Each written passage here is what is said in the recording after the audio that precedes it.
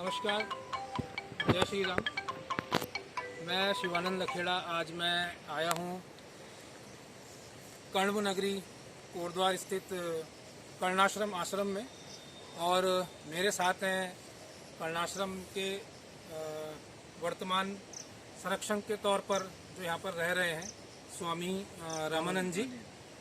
और जैसा कि फेसबुक के माध्यम से और अन्य सोशल मीडिया के माध्यम से आप लोगों को ज्ञात हुआ होगा कि जो राम मंदिर जिसका कि भूमि पूजन परसों यानी कि 5 तारीख को होना है, और हम कोटद्वार वासियों के लिए भी बहुत गर्व की बात है कि सिद्धबली धाम जो हमारे कोटद्वार में स्थित है, प्रसिद्ध तीर्थ स्थलों में एक सिद्धबली धाम और कर्णाश्रम, इन दोनों की मिट्टी भी जो है कि अयोध्या के लिए यहाँ से गई है। तो मैं थोड़ा सा बाबा जी से जानना चाहूँगा कर्णाश्रम के इतिहास के बारे में और आज के वर्तमान जो हालात हैं उसके बारे में। तो सबसे पहले मैं जानना चाहूँगा कर्णाश्रम का क्या इतिहास है और क्या महत्व है इसका पूरी दुनिया के लिए, हमारे देश के लिए। ये बहुत अच्छी बात आपने कही जी। हाँ, महर्षि कर्ण की तपस्थली है ये, इसलिए इसको कर्णाश्रम कहते हैं। महर्षि कर्ण एक वेद पुरुष थे जिन्होंने वेदों की रचना की। यहाँ पे पहले तो उन्होंने यहाँ पे साधना की, आत्म साक्षात्कार किया, तत्पश्चात उन्होंने वेदों की रचना की थी। बताया जाता है 1300 ऋचाएँ उनकी ऋग्वेद में है और कुछ यजुर्वेद में भी है। ये तो पता लग जाएगा वेद व्याख्याता लोगों से कितना है, मुझे पूरी जानकारी नहीं। लेकिन महर्षि कर्ण बहुत ही महानतम ऋषियों में से हुए हैं, वेदों की रचना करने वाले। और उन्होंने यहाँ पे गुरुकुल की स्थापना की थी, जिसने कि बहुत कम समय में ही विश्वविद्यालय का रूप लिया। और 10,000 से ज़्यादा छात्र हर साल प्रति वर्ष इसमें अनवरत रूप से अध्ययन करते थे यहाँ पे हमेशा ही। तो ये ऐसा तीर्थ है। ये साधना जब इन्होंने की, परमात्मा यहाँ प्रकट हुए, उनको दर्शन दिए, तब से ही ये सिद्धपीठ है। अच्छा, मैं तो इसको तब से ही सिद्धपीठ मानता हूँ। अब भगवान को कोई पूजते तो हैं, लेकिन अब कैसे पूजते हैं वो उनका तरीका कुछ अलग सा है। सिद्धपीठ नहीं मानते इनको, तो हम क्या कहें इसका। बोला जाता है कि ये राजा भरत जिनके नाम से हमारे देश का नाम भारत पड़ा जी, ये उनकी जन्मस्थली भी। जी, भरत जी की जन्मस्थली भी है। बारे में आप बताइएगा। ये माता शकुंतला के पुत्र हुए हैं। वो हस्तिनापुर के राजा दुष्यंत से माता शकुंतला का विवाह हुआ था जी। उनके पुत्र हैं भरत, और जन्म उनका यहीं पे हुआ था जी। फिर उन्होंने शिक्षा भी यहीं पाई।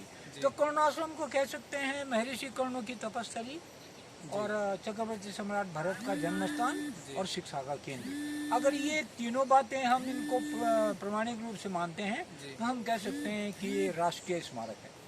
और 1 अरब 33-35 करोड़ जो भी भारत की जनसंख्या है, इन सभी भारतवासियों का साझा तीर्थ होता है। पौराणिक, धार्मिक और ऐतिहासिक तीर्थ मान लीजिए। कर्ण की परंपरा में माता शकुंतला ने यहाँ परवरिश पाई। कर्ण के यहाँ पे उनका बालक जो है जन्म यहीं पे हुआ।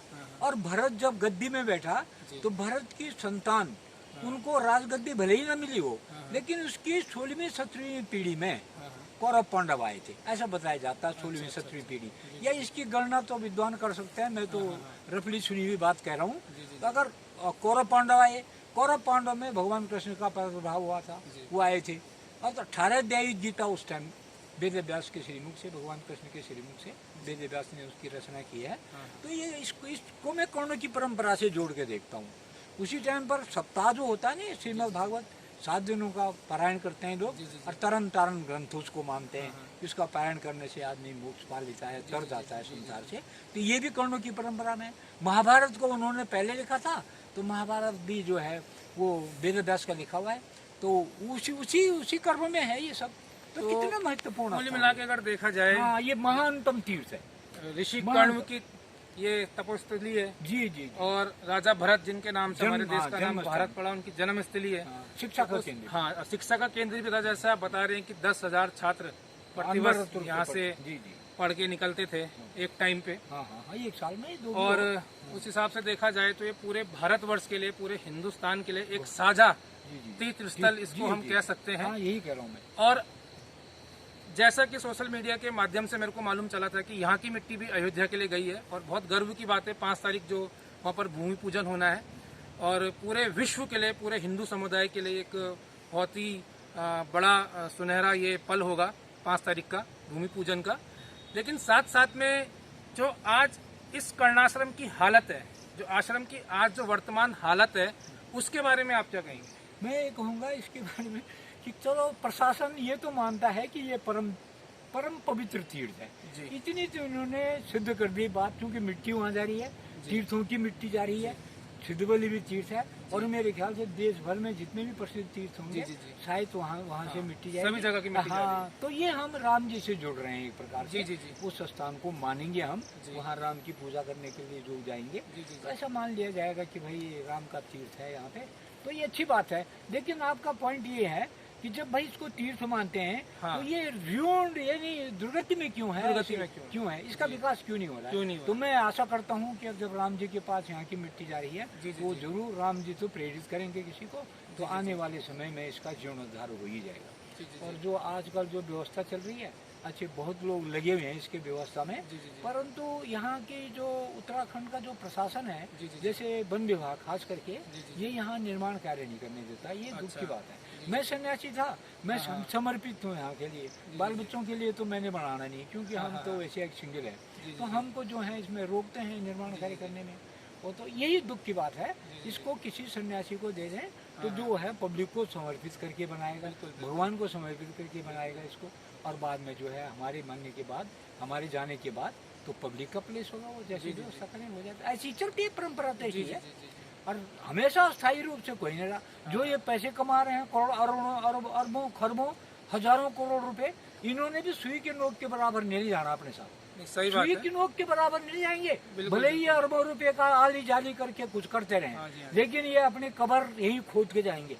अपने शमशान में मिट्टी में हिंदू है तो जलेगा या दफना दिया जाएगा, समाधि लेगा, सुई के नोक के बराबर नहीं जाएगा। और जो आली जाली या छल कपट तो पैसे कमाने में किया, वही साथ में जाता है। शुभ अशुभ कर्म, धार्मिक कर्म होंगे या आपराधिक कर्म होंगे, वो साथ में जाते हैं। उसके अनुसार परमात्मा की अपनी व्यवस्था है, कैसे उसको फल देना है वो तो भगवान के हाथ में, हमारे हाथ में जाएंगे, हमारे हाथ में तो केवल कर्म करना है। तो ये लोग जो अरबों खरबों कमा रहे हैं, ये भी उस अरबों खरबों को लेके ऊपर नहीं जाएंगे। ऊपर तो इस शरीर को भी यही छोड़ना पड़ता है। केवल आत्म तत्व रूप में हम बहुत सही बात यहाँ पर स्वामी रामानुजन जी ने बोली है। और मेरा जो आज यहाँ पर आने का उद्देश्य था वो सिर्फ यही था कि जब मेरे को ये चीज़ मालूम चली कि कर्णाश्रम से भी और सिद्धबली धाम से भी जो है हमारे कोटद्वार से मिट्टी जारी है। तो सिद्धबली धाम तो सभी लोग जानते हैं, बजरंगबली का बहुत बड़ा धाम है, और कर्णाश्रम भी जो है साथ में अगर यहाँ से मिट्टी जारी है तो इसका मतलब ये है ये कहीं ना कहीं बहुत बड़ा एक तीर्थ स्थल है हम लोगों के लिए, मानते हैं गवर्नमेंट। और जब राजा भरत की ये जन्मभूमि बताई जाती है और ऋषि कण्व की तपस्या बताई जाती है, तो इसका मतलब ये बहुत बड़ा एक ऐतिहासिक स्थल हम लोगों के लिए है। इसको हम तीर्थ स्थल कह सकते, एक साझा तीर्थ स्थल इसको हम कह सकते हैं, क्योंकि हर तरीके से अगर आप देखे जाए, एजुकेशन यहाँ पर हुई है, उस जमाने में एजुकेशन यहाँ पर लोगों ने ली है, या अगर ऋषि कण्व की हम बात करें, उनकी ये तपस्या रही है, राजा भरत की जन्मभूमि रही है, तो आप हर तरीके से देखिए तो ये कर्णाश्रम जो है ये वाकई में राष्ट्रीय धरोहर है। और इसके ऊपर मेरे ख्याल से राजनीति नहीं होनी चाहिए, चाहे उत्तराखंड में कोई भी पार्टी आए, लेकिन मेरा यही मानना है कि एक हिंदू होने के नाते और एक हिंदू धर्म से, सनातन धर्म से हम लोग जुड़े हुए हैं, तो जितने भी हमारे इस तरह के कोई ऐतिहासिक स्थल हैं तो उनको हमें बचाना चाहिए और उनको संवारने की जिम्मेदारी हम लोगों को लेनी चाहिए। तो मैं प्रशासन से भी और सरकार से भी सब और आम जनता से भी यही उम्मीद करूंगा कि आप कर्णाश्रम के लिए आगे आएं।